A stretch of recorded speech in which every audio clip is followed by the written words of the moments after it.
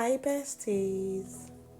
So, this morning I am going to be talking about something I title When Age 30 Came Knocking. Yeah. So, they never tell you that pressure has a voice, did they? It doesn't scream, at least not at first. It whispers. It whispers in church halls, at weddings, in your mother's kitchen, in the quiet ache after yet another birthday passes, with no ring, no promise, and no him. Now, this isn't just another woman's story. This is the story of a woman who let pressure speak louder than purpose. So stay with me. And so, like I always do, I like to write down my thoughts so I can comprehensively and articulately communicate my message. Alright. She used to be the kind who said, I'll wait, I won't settle. I'll marry only a man after God's own heart.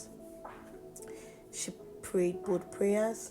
She had lists, not for perfection though, but for alignment. She turned down offers, even good offers. Very tempting ones. She was certain that God had a plan. But then again, the birthdays kept coming. 27 had passed. Age 29 had passed. 28, 29, and now we are on age 30. This time, the questions weren't just coming from people. They were coming from within.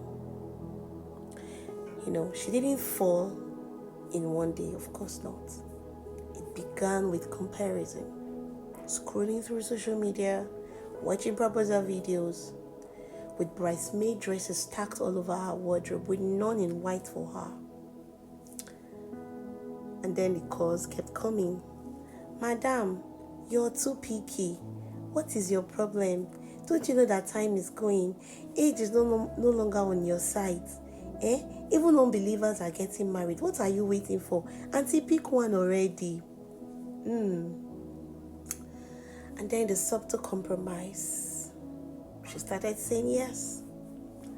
She said yes to men she would pray twice about. She silenced the still small voice because silence felt easier than loneliness. Now came Oga. He was charming, not exactly godly, but he said he believed in God. He didn't attend church, but he let her go. He didn't pray, but he listened when she did. So she told herself, at least he's not cheating, At least he's not abusive. At least I'm not alone anymore. Forgetting that at least isn't the language of a woman walking in purpose. And deep down she knew it.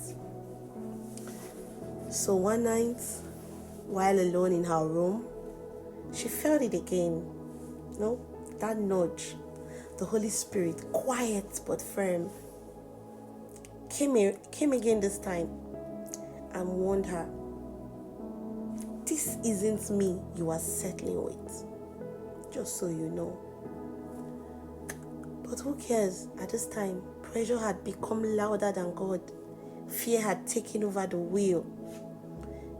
And before long, she was planning a wedding God never uttered. The marriage didn't break overnight, of course, but her peace did. Joy became performance. Purpose grew dim. And prayers, they became whispers laced with regrets. Because she knew she chose this. She rushed this. She compromised, not because God failed to come through, but because she stopped waiting for him to. It took a broken heart, a painful separation, a season of silence, to finally hear clearly again. You see, God hadn't stopped speaking. She had only stopped listening. And when she came back, raw, weary, broken, tired, and humbled, of course, Abba wouldn't shame her. He restored her. But this time, not with another man, but with identity, with clarity, with grace. He reminded her, my child, your worth isn't tied to your wedding ring. It is tied to me and me alone.